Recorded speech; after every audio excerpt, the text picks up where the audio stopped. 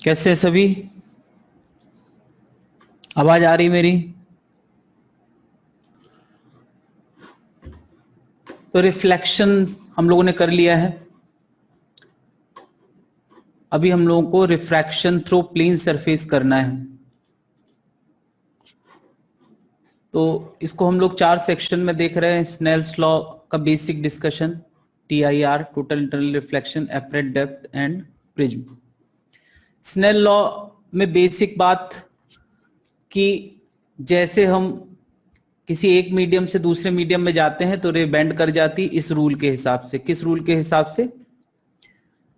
वो रूल मैं ऐसे याद दिखाता था, N1 sin θ1 N2 sin θ2। अगर ये θ1 है, ये θ2 है, यहाँ का मीडियम N1 है, यहाँ का N2 है, तो उनका प्रोडक्ट सेम रहता है। यानी जिस जगह का रिफ्रैक्टेड इंडेक्स ज्यादा होगा वहां का एंगल कम होगा। ठीक है। बाकी रिफ्रैक्टेड इंडेक्स क्या होता है, उसकी एक डेफिनेशन बनाई गई थी। रिफ्रैक्टेड इंडेक्स होता है C/V। किसी भी मीडियम पे लाइट की स्पीड क्या है वो पता है तो हम उस मीडियम का रिफ्रैक्टेड इंडेक्स बता सकते हैं। और जब भी हम रिफ्रैक्टेड इंडेक्स की एब्सोल्यूट वैल्यू बोलते हैं तो वो बेसिकली वैक्यूम के रिस्पेक्ट में रिफ्रैक्टेड इंडेक्स होता है। वैक्यूम के रिस्पेक्ट में तो ऊपर C है। ठीक है। जब भी कभी किसी N2 का N1 के रिस्पेक्ट में, N2 का 1 के रिस्पेक्ट में रिफ्रैक्टेड इंडेक्स आएगा तो हम यहां पर स्पीड इन 2 और स्पीड इन 1 लिखेंगे। N2 रिलेटिव टू 1, तो ये ऊपर 1 आएगा, है ना, किसके रिस्पेक्ट में? Refracted index of 2 with respect to 1 इसको पढ़ते हैं, है ना, है ना। अभी हमें पता है कि एब्सोल्यूट रिफ्रैक्टेड इंडेक्स V के इनवर्सली प्रोपोर्शनल होता है, तो V1/V2 को हम लोग N2/N1 भी लिख सकते हैं, जिसको रिलेटिव रिफ्रैक्टेड इंडेक्स बोला जाता है ना। 1 N2 को V1/V2 या N2/N1 भी लिख सकते हैं। तो अभी क्या है, हम लोगों ने स्नेल लॉ का ये formula sin θ1/sin θ2 equal to V1/V2 equal to N2/N1 पढ़ा था। V1/V2 रिलेटिव रिफ्रैक्टेड इंडेक्स या N2/N1 रिलेटिव रिफ्रैक्टेड इंडेक्स है। ऐसे भी हम चीजों को याद रख सकते हैं। ठीक है। मल्टीपल सरफेसेस आती हैं और मल्टीपल पैरेलल सरफेसेस में अगर ये एंगल θ1 है, ये θ2 है रिफ्रैक्शन के बाद, तो ऑब्वियसली अगला वाला भी θ2 होगा। तो N1 sin θ1 N2 sin θ2, फिर N2 sin θ2 N3 sin θ3, फिर N3 sin θ3 N4 sin θ4। ये लगा सकते हैं हम लोग मल्टीपल सरफेस के लिए। तो अभी बेसिक आइडिया यही है, इसी पे बेस्ड कुछ क्वेश्चंस हैं, देखते हैं। क्वेश्चन नंबर 5,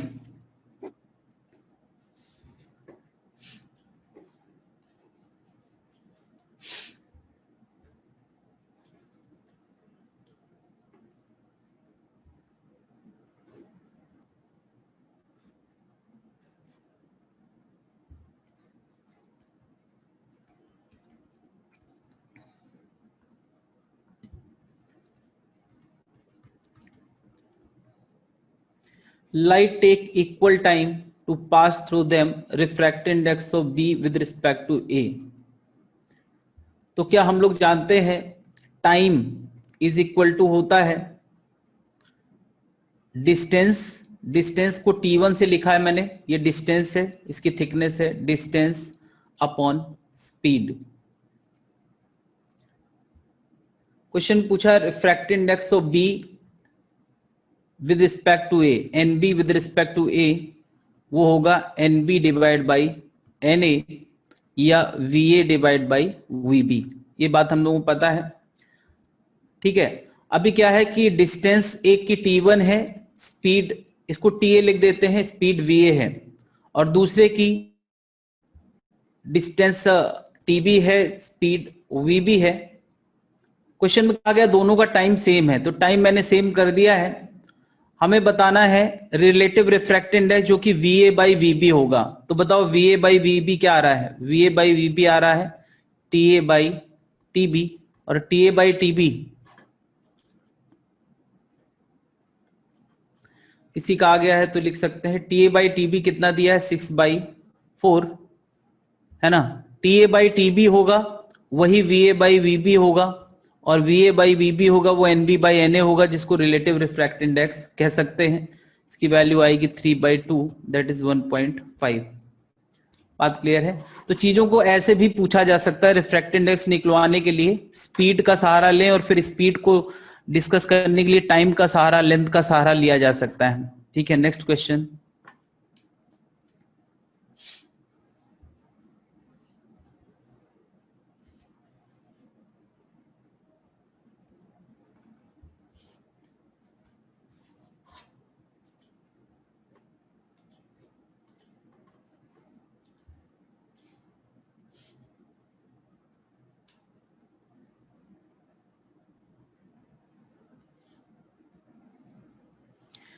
एक रे 4/3 के रिफ्रैक्ट इंडेक्स में यहां तक पहुंची है और एक रे 4/3 के बाद फिर ग्लास से होके यहां पहुंची है, तो ऑब्वियसली दोनों रे बराबर टाइम में नहीं पहुंच सकती हैं।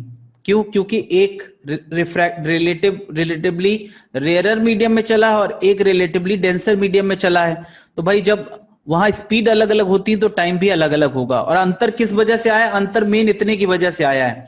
भाई यहां तक तो दोनों बराबर स्पीड से चल रहे थे, यही तो स्पीड बदली है। हमें बताना है कि यहां पहुंचने में इसको अगर t1 टाइम लगा है, इसको अगर t2 टाइम लगा है, तो दोनों का डिफरेंस कितना होगा? ऑब्वियसली t2 ज्यादा होगा, तो t2 माइनस t1 पूछा है, ये बताना है। t2 माइनस t1 बताना है। t2 ज्यादा क्यों होगा? क्योंकि ग्लास का रिफ्रैक्ट इंडेक्स ज्यादा है, वहां स्पीड कम होगी तो टाइम ज्यादा लगेगा। पूरी कहानी बताएं जरा। ये हाइट h दे रखी है, तो यहां भी h और यहां भी h ही है। h चलने का टाइम हमेशा होता है डिस्टेंस अपॉन स्पीड, और स्पीड होता है c बाई रिफ्रैक्ट इंडेक्स, है ना। यानी कुल मिला के टाइम इक्वल टू हो गया h upon c refract index. मेरे ख्याल से ये बात समझ में आ गई है। टाइम का ये फॉर्मूला एक तरह से हमने बना लिया है।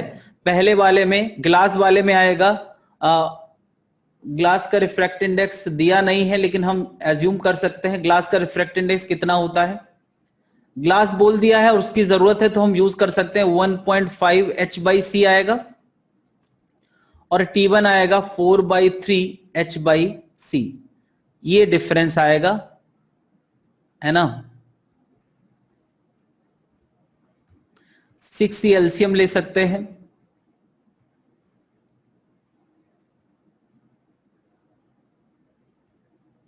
तो ये आएगा h/6c।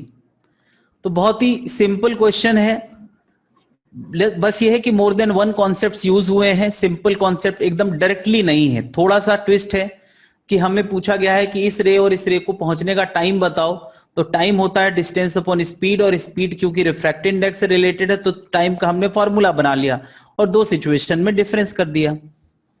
एक्सपेक्टेड है, ऐसा आ सकता है कि नहीं आ सकता? बिल्कुल आ सकता है। दो कॉन्सेप्ट यूज हुए हैं और कुछ नहीं है। Next question. मैं वो सारे क्वेश्चंस कवर कर रहा हूं जो कॉन्सेप्ट तुमने पढ़े हैं, भले एक से ज्यादा कॉन्सेप्ट यूज हो रहे हैं। हर वो कॉन्सेप्ट जिसमें एक से ज्यादा कॉन्सेप्ट यूज हो रहे हैं, उससे ब्रेन थोड़ा कहीं ना कहीं और कॉन्शियस हो जाएगा और हमारी उन कॉन्सेप्ट्स की प्रैक्टिस हो जाएगी जो अलग अलग हमने पढ़े हैं। मे बी कि कॉम्बिनेशन में क्वेश्चन ना आए, जितना मैं कॉम्बिनेशन दिखा रहा हूं उतने कॉम्बिनेशन पे क्वेश्चन ना आए, लेकिन अलग अलग तो डील करना आना ही चाहिए।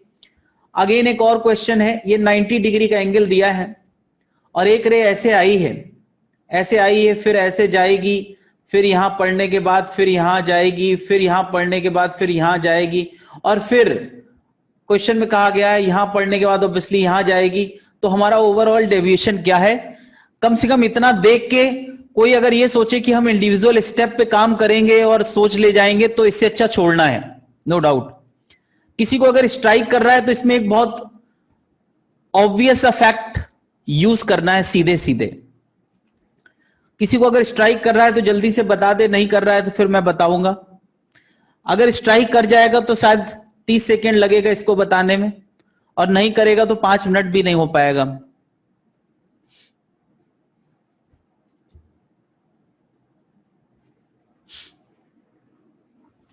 चलो, अभी अभी हम लोगों ने एक मिरर का कॉन्सेप्ट यूज किया है। अगर मिरर थीटा एंगल पे है तो उस पे पड़ने वाली रे की टर्निंग कितनी होती है? 360 माइनस 2 थीटा। अच्छा, रिफ्लेक्शन का लिक्विड के अंदर रिफ्रैक्टिव इंडेक्स से कोई फर्क नहीं पड़ेगा, नहीं। यानी यहां मान लिया ये अल्फा एंगल पे रे पड़ी है और ये 90 है, तो बताओ इधर के बाद यहां पड़ने के बाद इस रे का डेविएशन कितना होगा? यहां पढ़ने के बाद इस रे का डेविएशन कितना होगा, यानी ये रे और ये रे की टर्निंग कितनी होगी। मैं निकाल सकता हूं, इस रे और इस रे की टर्निंग होगी 360 माइनस ट्वाइस ऑफ 90, यानी कितनी 180। इतनी बात समझे जरा। नो डाउट इस एंगल के मुकाबले ये एंगल कम होगा, मगर जो भी होगा ये रे और ये रे पैरेलल है, एंटी पैरेलल है, तो ये थीटा तो ये भी थीटा होगा। ऐसे समझे, ये थीटा था तो ये भी क्यों थीटा होगा, क्योंकि ये रे आ रही है ये जा रही है, 180 का डेविएशन होना है। क्यों 180 का डेविएशन होना है, क्योंकि ये दो मिरर 90 डिग्री पे है। ये वाला कॉन्सेप्ट लगाया गया है, दो मिरर से डेविएशन वाला। अब जरा बताएं, ये वर्टिकल से थीटा एंगल पे थी, ये भी वर्टिकल पे थीटा पे थी। क्या बताओ, बाहर निकलते समय ये एंगल 30 था तो ये भी एंगल कितना होगा, 30 होगा, होगा कि नहीं। तो क्या बताओ, ये रे और ये रे आपस में कैसी हो गई, एंटी पैरेलल हो गई, यानी इसका एंगल कितना हो जाएगा 180 डिग्री। अगेन एक साथ इतना बड़ा कॉन्सेप्ट नहीं आएगा और इस तरह से पेश करने का तो बिल्कुल, लेकिन ये अगर स्ट्राइक कर जाए तो 30 सेकेंड का क्वेश्चन है, दो कॉन्सेप्ट के कॉम्बिनेशन पे क्वेश्चन है, तो ऑब्वियसली ये लेवल 1 क्वेश्चन तो है ही मिनिमम। कुछ लोग लेवल 2 भी कह सकते हैं, क्योंकि अगर बेसिक पे जाके कोई करना चाहे तो उसको नहीं कर सकता। फिजिक्स में हर बार बेसिक से करना सही नहीं रहता, अगर हम सीधे सीधे रूल यूज कर सकते हैं तो क्वेश्चन आसान हो जाता है। ठीक है, तो अभी हम लोग अगला क्वेश्चन देखते हैं, अगला कॉन्सेप्ट देखते हैं, टोटल इंटरनल रिफ्लेक्शन। तो हम लोगों ने टोटल इंटरनल रिफ्लेक्शन में एक घटना की बात करी थी जिसको बोलते हैं ग्रेजिंग इमर्जेंस। ये ग्रेजिंग इमर्जेंस बहुत इंपॉर्टेंट घटना है, क्योंकि इससे निकाला हुआ जो क्रिटिकल एंगल है, इससे निकाला हुआ जो क्रिटिकल एंगल है n rarer upon n denser. मैंने बताया था कम वाला ऊपर ज्यादा वाला नीचे होता है, क्योंकि साइन कभी 1 से ज्यादा नहीं होता है। ये क्रिटिकल एंगल एक बार आ जाए तो उससे ज्यादा एंगल पे पड़ी हुई रे का टीआईआर होता है, उससे कम एंगल पे पड़ी हुई रे का रिफ्रैक्शन होता है।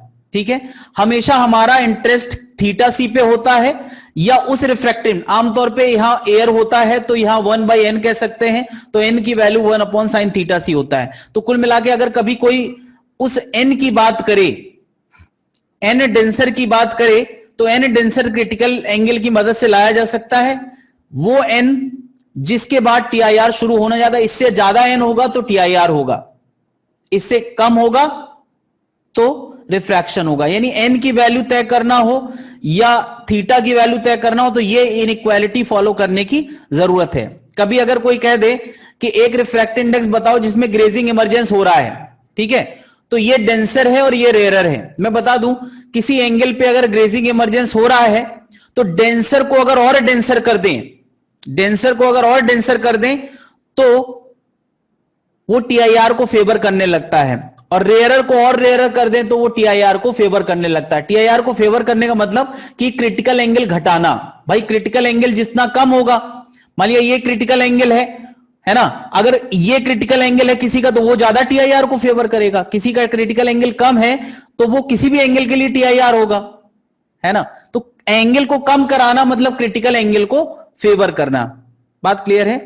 फिर टीआईआर में ही हम लोगों ने कुछ और बातें करी थी, जैसे एक पॉन्ड के अंदर एक लाइट सोर्स है, तो किसी खास एंगल पे अगर रिफ्रैक्शन हो रहा है तो किसी ना किसी एंगल पे ग्रेजिंग इमर्जेंस होगा।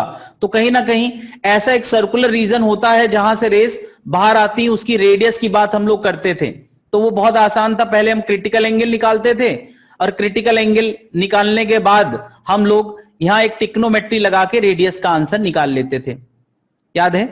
ठीक है, ऑप्टिकल फाइबर किस प्रिंसिपल काम करता है, टीआईआर पे, क्योंकि हर जगह पे टोटल इंटरनल रिफ्लेक्शन होता है। इसके अलावा हम लोगों ने प्रिज्म के बहुत सारे टीआईआर वाले डिस्कशन किए थे जिनको हम बेसिक से डील कर सकते हैं, उसमें कोई अप्लाइड थ्योरी की जरूरत नहीं है। देखते हैं जरा एग्जांपल्स देखते हैं।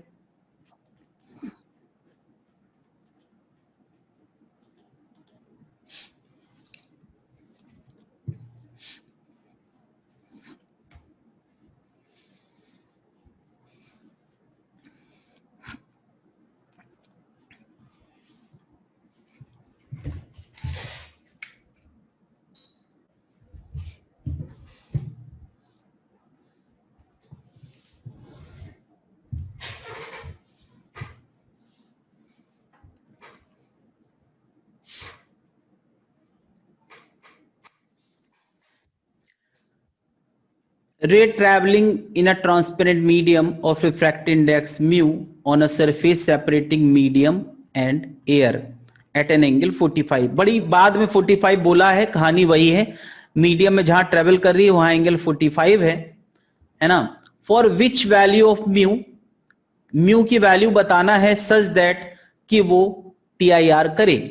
तो मैंने कहा कि म्यू की वैल्यू बताना है, तो म्यू कम से कम ग्रेजिंग इमरजेंस वाला म्यू तो हम तुरंत बता सकते हैं. ग्रेजिंग इमरजेंस वाला म्यू क्या होता है? वो होता है 1 अपॉन साइन थीटा सी. 1 अपॉन साइन थीटा सी बोले तो साइन 45, और साइन 45 बोले तो 1/√2 यानी √2. यानी ये वो वाला म्यू है जिसपे क्या होता है, ये वो वाला म्यू है जिसपे ग्रेजिंग इमरजेंस होता है. इसकी वैल्यू 1.41 आई है. तो बताओ टीआईआर कराने के लिए आंसर कौन सा सही है? ये बात ध्यान देने की है कि ये आंसर हम जब टीआईआर के लिए फॉर टीआईआर आंसर देंगे तो फॉर टीआईआर आंसर पता है क्या होगा? Mu greater than √2. ये इनइक्वालिटी लिखना आना चाहिए. कई बार क्या होता है हम ग्रेजिंग वाला ही आंसर रख के चले आते हैं. तो क्या हुआ, हम लोग क्या इसका बी आंसर दे सकते हैं? नहीं दे सकते, क्योंकि ये तो ग्रेजिंग इमरजेंस वाला म्यू है. डेंसर और डेंसर होगा तभी टीआईआर होगा. हमें डेंसर पूछा है कि रेयर पूछा है? डेंसर पूछा है तो इसका आंसर ये वाला टिक करेंगे. यही गलती हो जाती है ना. ध्यान रखना है टीआईआर के लिए ये वाला आंसर टिक करना है. ठीक है, तो जिसने पहला आंसर टिक कर दिया है वो गलती एग्जाम में बच गई है. बेसिकली दोबारा ऐसी गलती ना हो. Next question.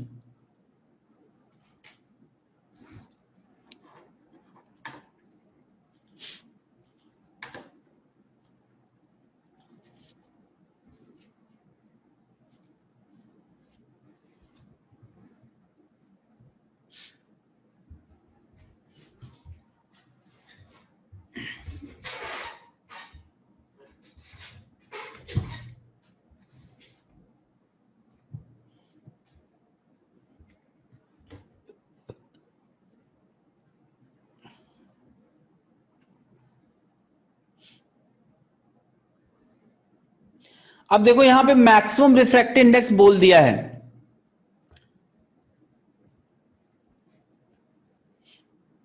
यानी अब हमें एक वैल्यू बताना है.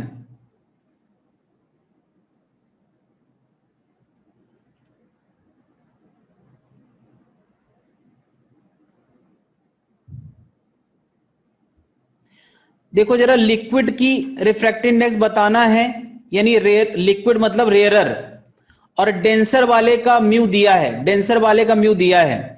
लिक्विड का हमें रिफ्रैक्टिव इंडेक्स बताना है. बात समझे जरा.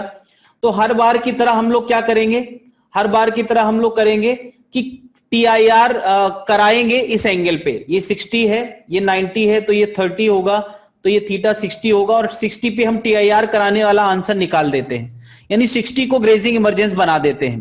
तो बताओ 60 को अगर हम ग्रेजिंग इमरजेंस बताएंगे, साइन 60 इक्वल टू क्या होगा? Mu rarer upon mu denser. यही तो होता है. म्यू रेयरर हमें लाना है, म्यू डेंसर हमें पता है. तो बताओ साइन 60 होता है √3/2 इज इक्वल साइन 60. ओके, ये 30 है, साइन 60 म्यू रेयरर अपॉन 1.5. तो जरा देखें म्यू रेयरर का आंसर कितना आया है? 1.5 √3/2. ये आ गया 1.5 1.7/2. ये लगभग 255/2 आ रहा है. यानी ये लगभग 1.3 से थोड़ा कम आएगा, 1.3 के आसपास आ रहा है लगभग. अब जरा देखें. अच्छा बताओ, अगर म्यू डेंसर का आंसर पिछली बार √2 आया था तो टीआईआर होने के लिए म्यू डेंसर से बड़ी वैल्यू होना चाहिए, है ना. पिछला क्वेश्चन जरा मैं रेफर करूं. म्यू डेंसर का आंसर √2 आया था, म्यू डेंसर का आंसर √2 आया था, तो टीआईआर के लिए म्यू डेंसर √2 से बड़ा होना चाहिए. तो कोई पूछे म्यू डेंसर की सबसे छोटी वैल्यू क्या है, कोई पूछे म्यू डेंसर की सबसे छोटी वैल्यू क्या है. म्यू डेंसर हमेशा √2 से बड़ा होना चाहिए. तो मिनिमम वैल्यू क्या है? मिनिमम वैल्यू √2 है. भाई डेंसर के लिए हमेशा मिनिमम वैल्यू पूछा जाएगा. क्यों? इससे बड़ा सब चलेगा भाई, √2 से बड़ा सब चलेगा, तो मिनिमम वैल्यू कितनी है? √2. चलो, अगर मैं कहता हूं रेयरर मीडियम के लिए म्यू रेयरर 1.3 आया है, तो रेयरर और रेयर हो तो टीआईआर को फेवर करता है, रेयरर और रेयरर हो यानी म्यू आर लेस देन 1.3, ये रेयरर की कंडीशन है कि नहीं है, म्यू रेयरर लेस देन 1.3, ये टीआईआर की कंडीशन है। तो बताओ इस केस में सबसे बड़ी वैल्यू क्या है, इस केस में सबसे बड़ी वैल्यू यही है, मैक्सिमम वैल्यू ही पूछी है। देखो रेयरर की मैक्सिमम वैल्यू और डेंसर की मिनिमम वैल्यू वही क्रिटिकल एंगल वाला ही होता है, डेंसर की मिनिमम वैल्यू और रेयरर की मैक्सिमम वैल्यू वो क्रिटिकल एंगल वाले के करस्पॉन्डिंग म्यू जो आता है वही होता है, यानी इसका आंसर हम क्या टिक करेंगे 1.3। यहां इनइक्वालिटी नहीं लगाएंगे, क्यों नहीं लगाएंगे, क्योंकि मैक्सिमम वर्ड यूज कर दिया गया है। बात क्लियर है। यहां अगर कोई कहता कि टीआईआर होने के लिए म्यू कितना होना चाहिए तो आंसर हमारा 1.2 भी सही होता, 1.3 भी सही होता। गेटिंग माय पॉइंट, टीआईआर होने के लिए 1.2 भी सही है, 1.3 भी सही है, मगर मैक्सिमम वैल्यू क्या है 1.3 है ना। रेयरर जितना रेयरर होगा उतना अच्छा होगा। Next,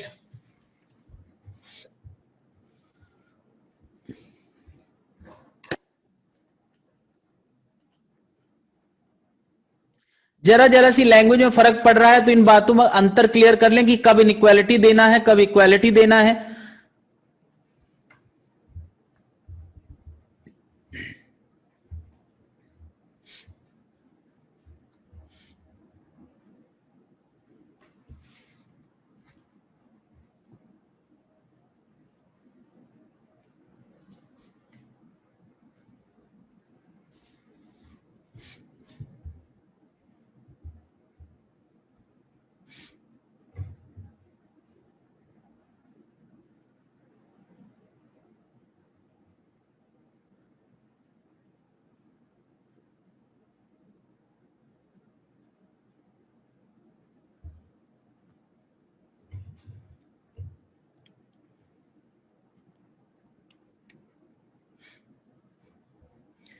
Critical angle for glass is theta 1 and theta 2.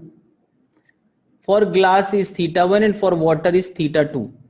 यानी sin theta 1 is 1/3.3/2 and sin theta 2 is 1/4/3.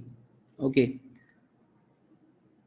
अगला क्वेश्चन पूछा है critical angle for water and glass surface, यानी ग्लास डेंसर है और वाटर रेयरर है, इसके लिए क्रिटिकल एंगल हमें बताना है इसके लिए। तो यार इसके लिए क्रिटिकल एंगल क्या होगा, इसके लिए होगा mu rarer upon mu denser, यही तो होता है। यानी म्यू रेयरर बोले तो 4/3 डिवाइड बाई 1.5 या 3/2, ये आ गया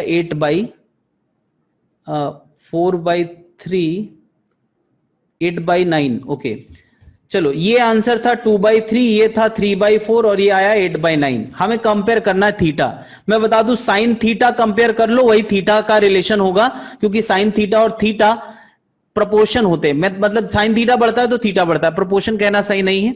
ये वैल्यू 0.67 है, ये वैल्यू आएगी 0.7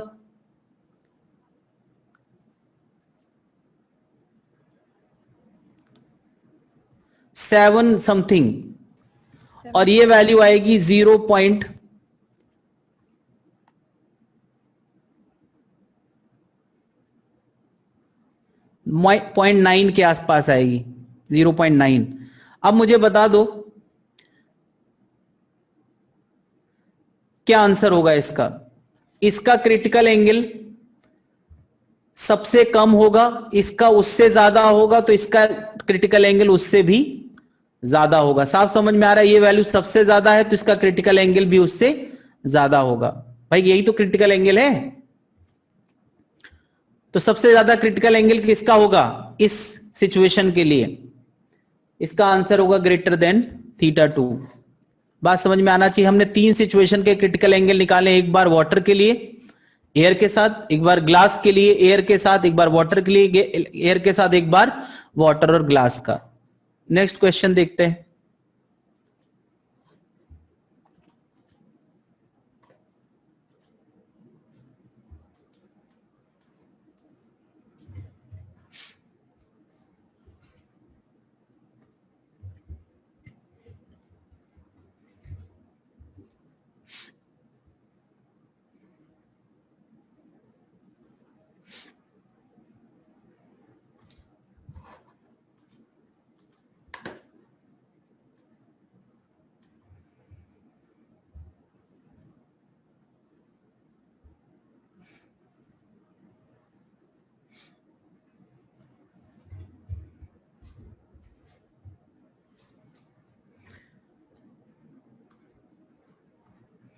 एक कंटेनर में, एक पॉन्ड में एक लाइट सोर्स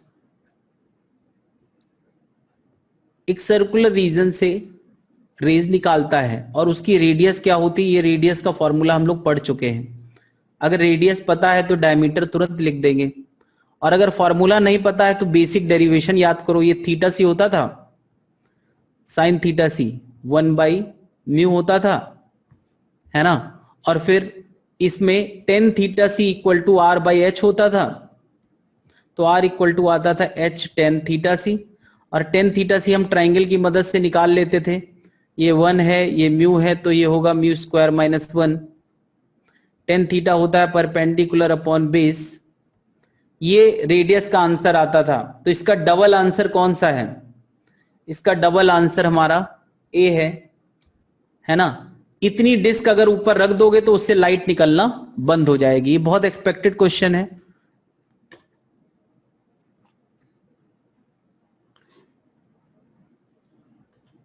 नेक्स्ट क्वेश्चन,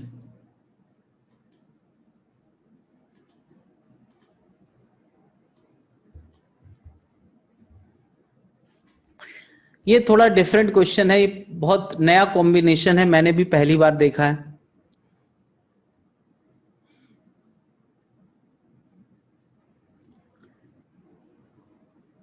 इसको समझना मुश्किल ही नहीं नामुमकिन टाइप का है, मगर कर सकते हो। तुम लोगों के लिए नामुमकिन कुछ भी नहीं, मेरे लिए भले हो।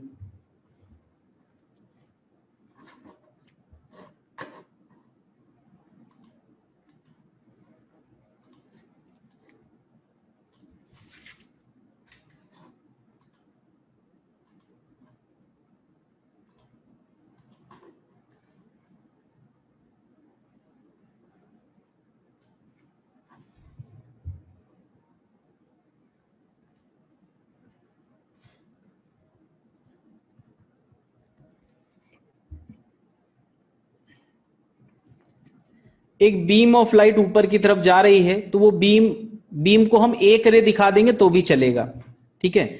अच्छा बताओ, एक्सीलरेटेड लिक्विड है तो ये लिक्विड कैसा नजर आएगा? इस फ्रेम ऑफ रेफरेंस में mg के अलावा स्यूडो फोर्स आ जाएगा, तो वो कुछ ऐसा नजर आएगा बिल्कुल। और ये बीम जब ऊपर जाएगी तो हम चाहते हैं कि इस बीम का क्या हो जाए? What is true about the refractive index of the liquid mu, है ना। म्यू के बारे में हमें बताना है सच दैट कि वो टीआईआर करती है। टीआईआर करती है मतलब वो रे बाहर नहीं निकल पाती, अंदर चली जाती है। तो खैर ऐसी कभी भी सिचुएशन आती है तो हम हमेशा इक्वालिटी में आंसर लाते हैं, इनइक्वालिटी खुद तय करते हैं। यानी हम इस सिचुएशन के लिए ग्रेजिंग इमरजेंस करा दें, ठीक है।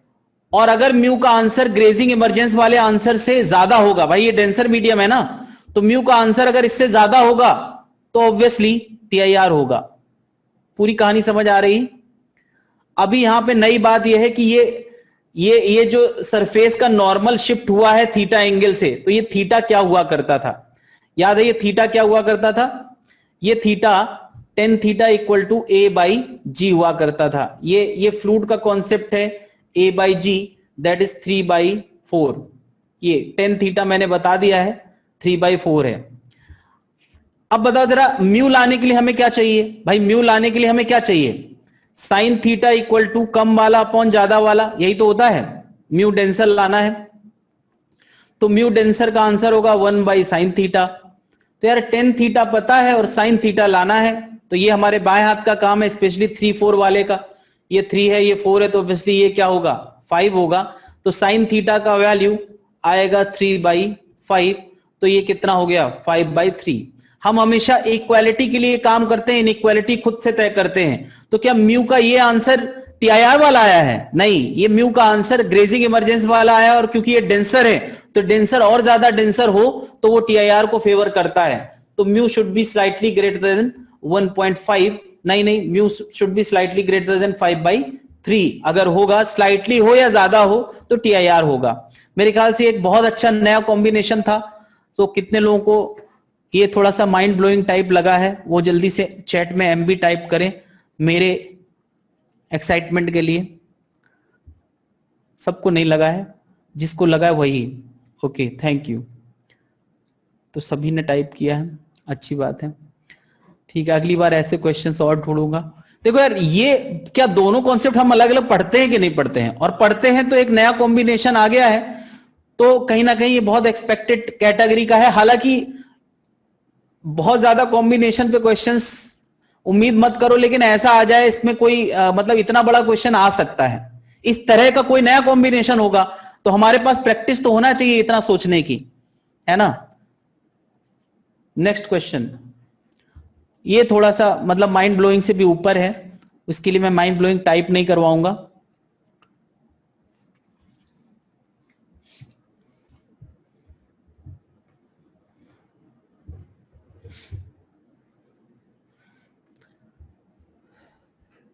सोचो ये एक ऑप्टिकल फाइबर है, तो टीआईआर का खतरा कहां है, मतलब उसका टीआईआर होना क्यों जरूरी है। टीआईआर होना जरूरी है, वरना वो रे जो ऐसे जा रही है, जो रे ऐसे जा रही है, वो इधर से बाहर निकल सकती है, निकल सकती है कि नहीं निकल सकती। तो मैं दो एक्सट्रीम रेज बना रहा हूं, एक रे मैं यहां से बना रहा हूं एकदम चिपकी हुई इधर से, वो इधर पड़ेगी, ठीक है, और एक रे मैं और बना रहा हूं इस कोने से, इधर से जा रही है, जा रही है, जा रही है, जा रही है, जा रही है, जा रही है, यहां पड़ेगी, ठीक है। किसको खतरा ज्यादा है, इस वाली को या इस वाली को। दो एक्सट्रीम रे मैंने इसलिए बनाई है क्योंकि एक्सट्रीम पे ही खतरा मिलता है। किसको खतरा ज्यादा है, ग्रीन वाली को या रेड वाली को या बीच वाली को, इतना तो बताएं, माइक खोल के बताएं, क्योंकि मैं इतना भी लिप्स नहीं रीड कर पाता जितना तुम लोग समझते हो।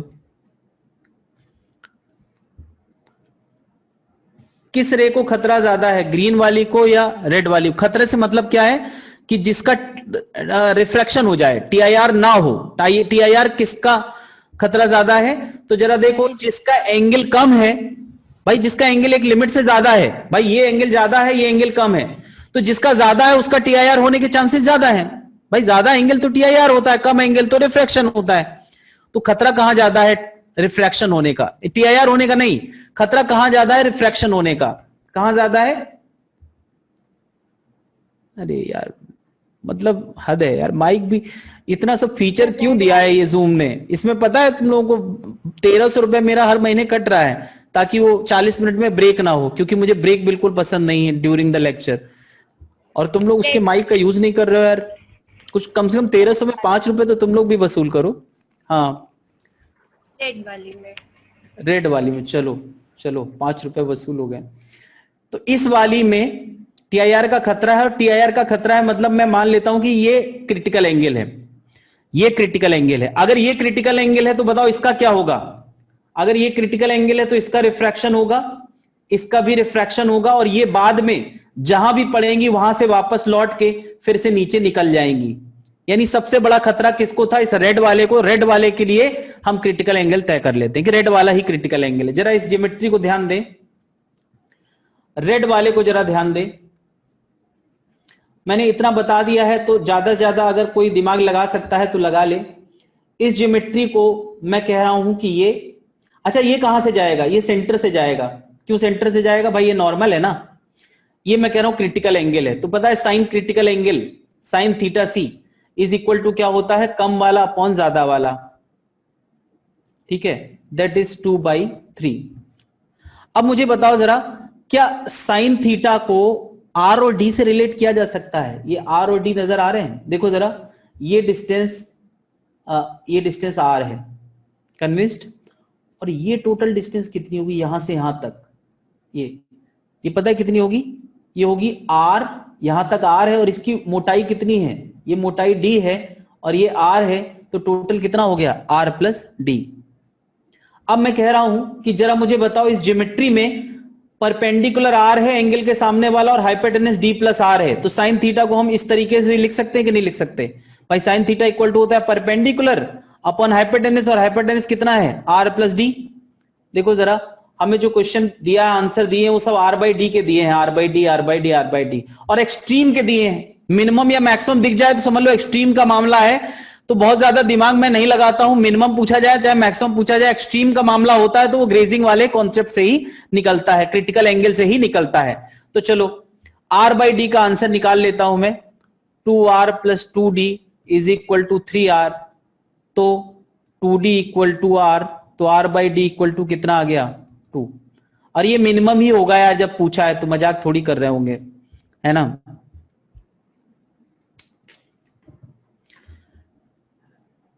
बेसिक कॉन्सेप्ट्स वही रहते हैं, नए नए कॉम्बिनेशंस बनाए जाते हैं, और उसके लिए हम कितना तैयार हैं। तैयार क्या है, ये एक अप्रोच है, एक आदत है, जिसको लग गई उससे क्वेश्चन निकलना शुरू हो जाते हैं, जिसको नहीं लगी तो फिर चाहे जितने कॉन्सेप्ट्स आते हो, वही है कि हम एक्सेस करते रह जाएंगे अपनी नॉलेज को, वो काम नहीं आ पाएगी। तो तलवार होना इज नॉलेज, तलवार चलाना आना इज स्किल, जो हम एग्जाम में परफॉर्म करते हैं। तो ऑल ऑफ यू हैव तलवार, सबके पास तलवार है, बर्छी, कटार, धनुष, सब कुछ है, मगर सही टाइम पे कब क्या चलाना है ये केवल बाहुबली को पता था। और उसके पास अचानक से कहां से तीर आ जाता था मुझे पता नहीं चलता था, भले उसके पास एक सेकंड पहले कोई तीर ना हो। नेक्स्ट क्वेश्चन देखते हैं हम लोग। यही डेवलप करना है, बाहुबली बनना है तुम लोगों को। नेक्स्ट कॉन्सेप्ट,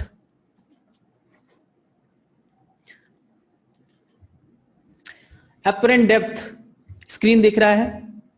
एपरेंट डेप्थ का मैंने पूरे डेरिवेशन के बाद एक फॉर्मूला बताया था, और ये फॉर्मूला अगर किसी को याद रहता है कि आंख जिस जगह पे है उसका रिफ्रैक्टिव इंडेक्स, फिर जितनी मल्टीपल सरफेसेस हैं T1 by N1, T2 by N2, ये फॉर्मूला। अगर एक ही सरफेस होगी तो Ni T बाई N होगा। अगर एक ही सरफेस होगी तो Ni T बाई N होगा, है ना। और आमतौर पे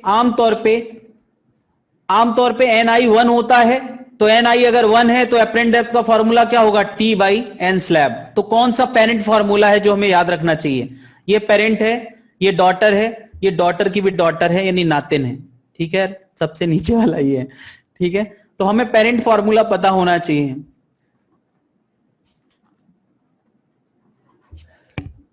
अभी अगर एक स्लैब के लिए हमें एपरेंट डेप्थ का फॉर्मूला पता है, तो हम लोग उसमें शिफ्ट की बात कर सकते हैं, है ना। शिफ्ट की बात, Ni आमतौर पे 1 होता है, तो ये हो गया एपरेंट डेप्थ, तो शिफ्ट होता है T minus T by N, यानी आंख को इमेज कहां नजर आ रही है और ऑब्जेक्ट कहां है, उसके बीच का शिफ्ट वो होता था T minus T by N। याद है ना ये सब कुछ। इसके बाद हम लोग ने बहुत तरह के कॉम्बिनेशन किए थे जहां एपरेंट डेप्थ की बातें करी थी, बल्कि यहां पे हम लोग D apparent depth H prime, इसको H लिख देते, नहीं तो T में T डिवाइड करोगे तुम लोग काट दोगे। dH प्राइम बाई dt क्या हो गया, velocity of image. dH by dt क्या हो गया, वेलोसिटी ऑफ ऑब्जेक्ट। हम इसमें डिफरेंशिएट करके वेलोसिटीज की भी बातें कर लेते थे, याद है। भूल गए होगे, कैसे याद होगा, इतना समय हो गया। अगला क्वेश्चन देखते हैं हम लोग।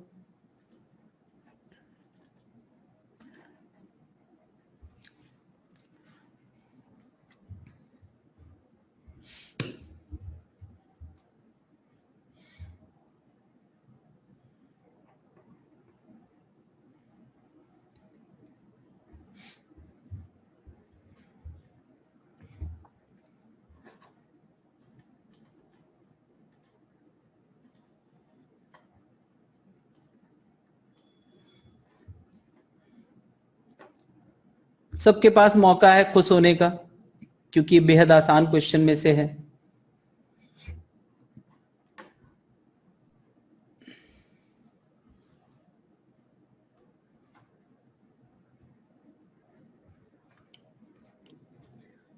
μ1 से x, vessel x, depth x by 2, okay.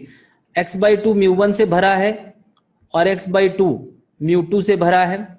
The apparent depth of the vessel when viewed from above, ऊपर से देखने पे एपरेंट डेप्थ क्या होगी। तो एपरेंट डेप्थ किसी बॉटम के एक डॉट की देख लेते हैं, क्योंकि यही माना जाता है एक डॉट की एपरेंट डेप्थ। तो फॉर्मूला क्या है, आंख का मीडियम जो कि 1 है, x by 2 upon μ1 plus x by 2 upon μ2। इतना काम करना है।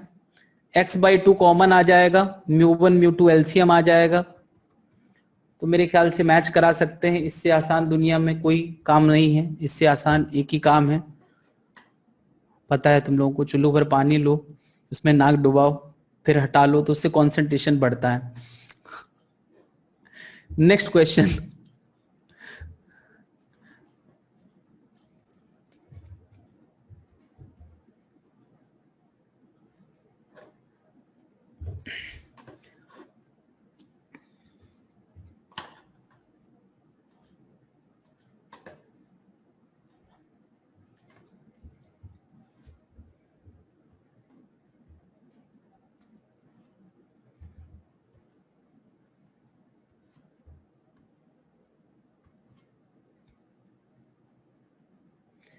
क्यूब का मैं साइड ही देखूंगा, पूरा क्यूब 3D में बनाने की जरूरत नहीं है, ऐसे भी काम चलेगा। इसकी साइड है 0.21 metre. Contain small air bubble, air bubble कहीं रखा हुआ है, इस तरफ से देखा गया है जिसको लेफ्ट बोल रहे हैं, और इस तरफ से देखा गया है राइट फेस, है ना। एक फेस को when viewed from one face, तो चलो इसको वन बोल देते हैं, इसको अदर बोल देते हैं। कोई एक को वन बोलना है, कोई एक को अदर बोलना है, अपनी सुविधा के हिसाब से। इधर से देखने पे चलो वन मैं इधर बोल देता हूं क्योंकि ज्यादा इधर है, इसको मैं वन बोल देता हूं, इसको अदर बोल देता हूं, अपनी मर्जी से हमने। यहां से देखने पे अपरेंट डेप्थ कितनी नजर आई है, 1 मीटर, ये अपरेंट डेप्थ है, ध्यान रखना। और यहां से नजर आई है 0.04 मीटर, ये अपरेंट डेप्थ है, ये अपरेंट डेप्थ 1 है राइट से देखने पे, ये अपरेंट डेप्थ 2 है लेफ्ट से देखने पे। तो क्या एक्चुअल डेप्थ भी तो कुछ होगी? मान लिया ये एक्चुअल डेप्थ y है और ये x है, ये x है भाई, एक्चुअल डेप्थ x और y रही होगी, तो x की जगह 0.1 और y की जगह 0.04 ऐसा देखा है। तो हमें बताना था actual distance of bubble from the second phase, यानी y हमें बताना है, y हमें बताना है। क्वेश्चन समझ में आना चाहिए पहले तो, y हमें बताना है। क्या बताओ x और y मिला के कितना है? x और y मिला के 0.21 मीटर है, ठीक है। अब कहा गया है कि अपरेंट डेप्थ राइट साइड से देखने पे यानी x बाई म्यू ये 0.1 पहली चीज, और दूसरा लेफ्ट साइड पे देखने पे यानी y by mu is equal to 0.04। क्या ये दो चीजें दे रखी है? यही तो दे रखा है। अब हम क्या करें जिससे म्यू आ जाए? भाई म्यू इसलिए लाना है क्योंकि म्यू नहीं आएगा तो y नहीं आएगा। क्या करें कि म्यू आ जाए? हम क्या कर सकते हैं, फर्स्ट और सेकंड ऐड कर सकते हैं, वो आएगा 0.14, और x प्लस वाई हमें पहले से पता है, x प्लस वाई कितना है 0.21, तो म्यू का आंसर आ गया 3/2। म्यू का आंसर आते ही y का आंसर आ जाएगा।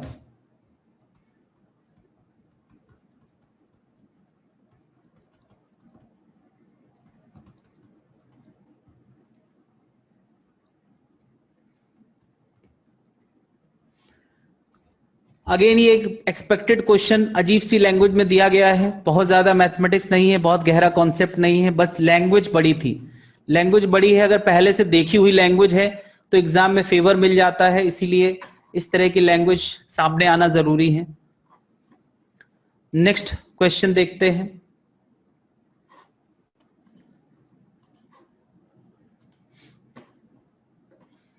अगेन थोड़ा बड़ा क्वेश्चन है, बड़ी लैंग्वेज है, अजीब लैंग्वेज है, और मुझे डर है कि तुम लोग डर रहे होगे।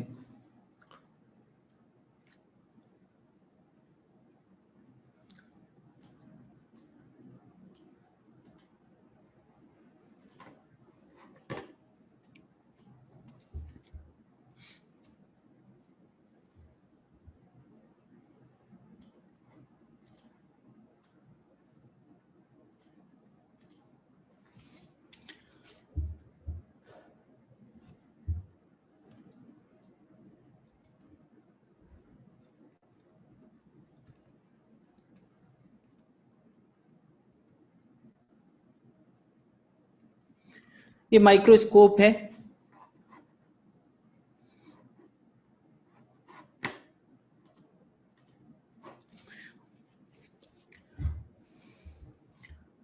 with which can move along the vertical scale. The microscope is focused through a liquid into a mark on the table. ये टेबल के ऊपर रखा है और टेबल के ऊपर कोई मार्क है जिसको ये माइक्रोस्कोप देख रहा है। दो सिचुएशन दी गई हैं, एक में पानी कम भरा है, throw the liquid into a mark on a table, it is next focused on the upper surface of the liquid. अच्छा, दो चीजों में फोकस कर रहा है, इस पर और upper surface of the liquid, ये हमारी अपर सरफेस है। तो अपर सरफेस में कोई एक पॉइंट मान लो इसको फोकस कर रहा है, तो ये तो एयर का मामला है, ठीक है। तो अभी क्या है कि पहला डेटा दिया है, पहले इसको फोकस कर रहा है, तो यार इसको फोकस करेगा तो उसको इमेज नजर आएगी ऑब्वियसली, यानी ये इमेज नजर आएगी, ये ऑब्जेक्ट है, और ये डिस्टेंस कितनी दे रखी है a, यहां तक डिस्टेंस कितनी है a, और फिर कहा गया है next focus the upper surface, ये डिस्टेंस कितनी दे रखी है b, ये दो चीजें दे रखी हैं। फिर चलो it is next focused on the upper surface, more the liquid is added, liquid हम थोड़ा बढ़ा देते हैं। मान लिया लिक्विड अब बढ़ा दिया गया है, लिक्विड चलो पूरा भर दिया है, मैंने पूरा लिक्विड भर दिया है, ठीक है। अब पूरा लिक्विड भर दिया गया है तो कहा गया है observation are repeated, corresponding readings are c and d. Corresponding reading मतलब इमेज की रीडिंग सी है और सरफेस की रीडिंग डी है। इमेज की रीडिंग सी है और सरफेस की रीडिंग डी है।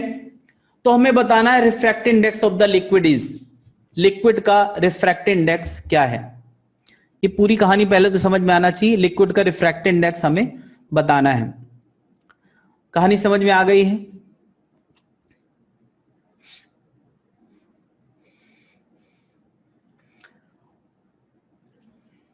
चलो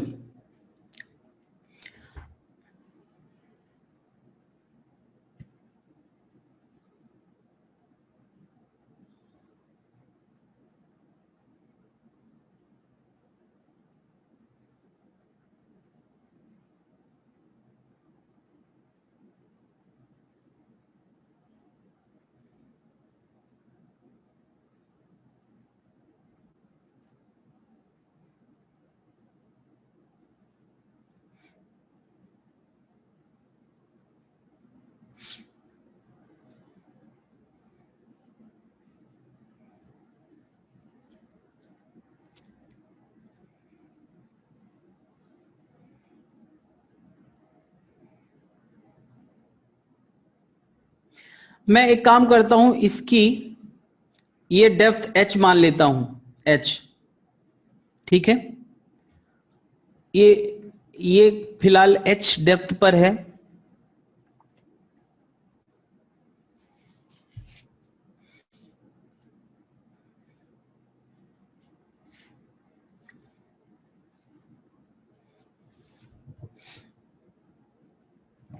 और एपरेंट डेप्थ कितना है क्या बताओ? ये एपरेंट डेप्थ है, ये एपरेंट डेप्थ है। एपरेंट डेप्थ पता है कितना है? b माइनस ए। एपरेंट डेप्थ है b माइनस ए। तो एपरेंट डेप्थ क्या होता है? एपरेंट डेप्थ होता है original depth divide by mu. Original depth मैंने h मानी है, डिवाइड बाय म्यू, और एपरेंट डेप्थ b माइनस ए। इतनी बात मेरे ख्याल से समझ में आना चाहिए, ठीक है। अभी जरा मुझे बताओ, अगर यहां तक पहले h था, यहां तक h था पहले और लिक्विड और बढ़ाया गया है, तो और कितना बढ़ाया गया ये बात हम निकाल सकते हैं। कैसे निकाल सकते हैं? पहले सरफेस b दूरी पे थी, पहले सरफेस b दूरी पे थी और अब सरफेस d दूरी पे है। पहले सरफेस b दूरी पे थी, अब सरफेस d दूरी पे है, तो इसका मतलब ये b minus D distance liquid और बढ़ाया गया है। यानी लिक्विड की अब डेप्थ कितनी हो गई है? अब लिक्विड की depth h plus b minus d हो गई है। पहले तो इतना समझ में आना चाहिए, अब लिक्विड की depth h plus b minus d हो गई है ना। और अब एपरेंट डेप्थ कितनी है? अब एपरेंट डेप्थ कितनी है? चलो सेकंड सिचुएशन में एपरेंट डेप्थ हम निकालेंगे h plus b minus d, actual depth divide by mu, नहीं। और एपरेंट डेप्थ अब हो कितनी गई है जरा बताएं? अब एपरेंट डेप्थ हो गई है c माइनस डी। क्या इस बात में कोई दिक्कत है भाई? c minus d, a minus b apparent depth होगी ना भाई। सरफेस से देखो ना, सरफेस से ये कितनी गहराई पे इमेज नजर आ रही है? सरफेस से a माइनस बी गहराई पे इमेज नजर आ रही है। अच्छा, a माइनस बी लिखना चाहिए था, सॉरी। अब ठीक है, ठीक है। ये a माइनस बी अब हो गया c minus D apparent depth. अच्छा, हम जो है एक काम कर सकते हैं कि यहां से h की वैल्यू, क्योंकि h हमने अपनी तरफ से असाइन किया था, तो h की जगह इतना उठा के सेकंड में यूज कर लेते हैं। क्यों यूज कर लेते हैं? क्योंकि h हमने अपने तरफ से असाइन किया है। h is not a given data, whole divide by mu. अभी जरा देखें, ये हो जाएगा a minus b plus b minus d by mu.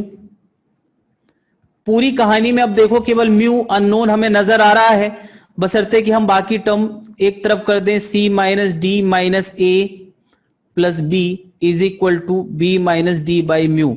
तो क्या म्यू का आंसर आ रहा है b minus d divide by c minus d minus a plus b? क्या ऐसा कोई आंसर है? सी माइनस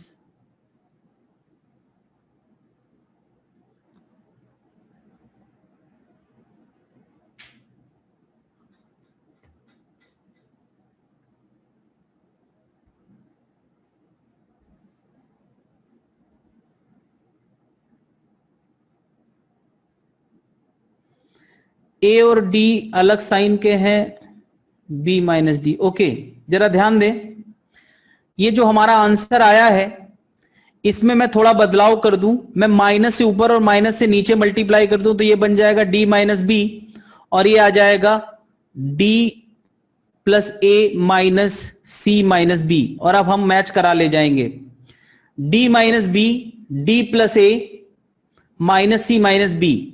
ये आंसर कौन सा है? D minus B, D plus A minus C minus B. A answer इससे पूरी तरह से मैच कर रहा है। बात क्लियर है?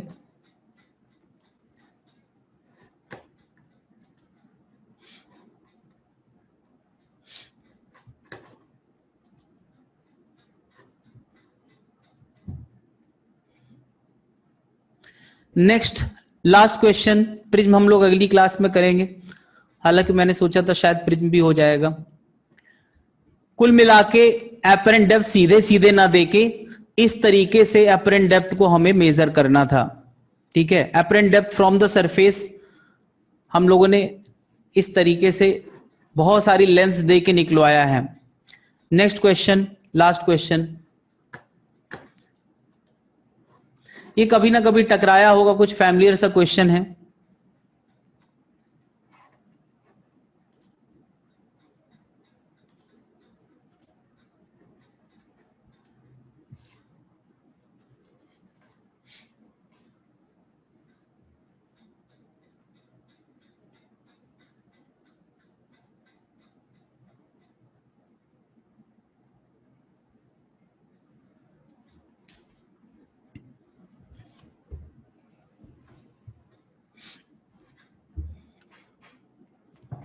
तो खैर ये एक ऑब्जेक्ट है जिससे जाने वाली रे एपरेंट डेप्थ के तौर पे देखी जाएंगी, यानी ये ऑब्जेक्ट है जो ऊपर से देखा जाएगा और इससे टकरा के जाने वाली जो रे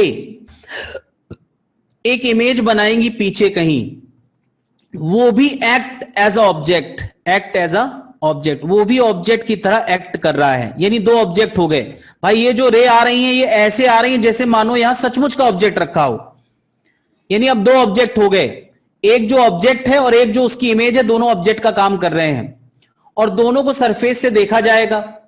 तो क्या इसके लिए भी एपरेंट डेप्थ निकाल लो, इसके लिए भी एपरेंट डेप्थ निकाल लो, दोनों का गैप निकाल लो, वही उनके बीच का डिस्टेंस होगा। इनके बीच का डिस्टेंस क्या होगा? इसकी डेप्थ निकालो, इसकी डेप्थ निकालो। चलो थोड़ा देर के लिए मैं इतनी डिस्टेंस को डी मान लेता हूं। तो एक ऑब्जेक्ट हमारा क्या है? ऑब्जेक्ट हमारा एट डेप्थ डी है और दूसरा ऑब्जेक्ट क्या है? इमेज एक्ट एज ऑब्जेक्ट, वो कितनी डेप्थ पे है? इज एट डेप्थ, वो कितनी डेप्थ पे है? वो है डी प्लस 2h। और दोनों को हम ऑब्जेक्ट की तरह ट्रीट कर सकते हैं। आगे की कहानी दोनों की एक जैसी होगी, आगे की कहानी दोनों की एक जैसी होगी। तो बताओ इसके लिए एपरेंट डेप्थ क्या होगा? इसके लिए एपरेंट डेप्थ होगा डी बाई म्यू, और ये हो गया एपरेंट डेप्थ 1, और दूसरे के लिए एपरेंट डेप्थ होगा D plus 2h by mu. तो एपरेंट डेप्थ 1 और 2 का गैप, वही हमें दोनों के बीच का गैप नजर आएगा, AD2 माइनस AD1, वो आएगा 2h बाई म्यू। बात समझ में आना चाहिए कि ये काम हमने कैसे किया है। दोनों ऑब्जेक्ट एक्चुअल ऑब्जेक्ट का काम करते हैं, दोनों के एपरेंट डेप्थ लाना है, उसका डिफरेंस लाना है। बात क्लियर है?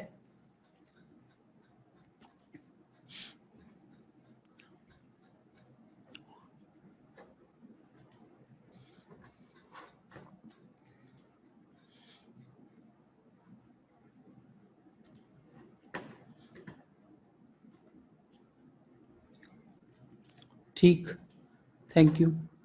अगली क्लास में हम लोग प्रिज्म करेंगे और साथ ही में लेंथ वाला पार्ट भी शुरू हो जाएगा। ठीक है, तो नेक्स्ट क्लास में हम लोग मिलते हैं।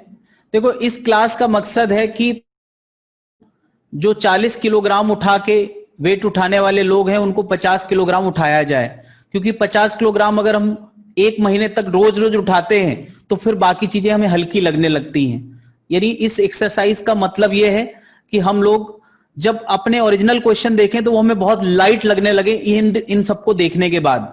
ये एकदम रियलिटी है, भले महसूस हो थोड़ा देर के लिए फ्रस्ट्रेशन हो, लेकिन जब हम वजनदार चीजें करने लगते हैं तो हमें बाकी चीजें बहुत आसान लगने लगती हैं। और वो तभी आएगा जब ये काम करा होगा, कभी ना कभी लाइफ में ये काम एक बार करा होगा कि हमने वजनदार चीजें उठाई होंगी तो बाकी चीजें हल्की लगने लगेंगी, तो टाइम बहुत कम लगेगा बाकी क्वेश्चन करने में, क्योंकि हमारा ब्रेन उतने डेटा को हैंडल करना सीख गया है। बात समझ रहे हैं? तो इससे फ्रस्ट्रेट होने की जरूरत नहीं है, इसको फेस करो, एक बार फेस करो, तुम देखना खुद महसूस होगा कि अब बाकी चीजें हमें कितनी आसान लगने लगी हैं, है ना। उसके अपने इनडायरेक्ट फायदे हैं जो शायद अभी तुम लोग महसूस ना कर पा रहे होगे, है ना।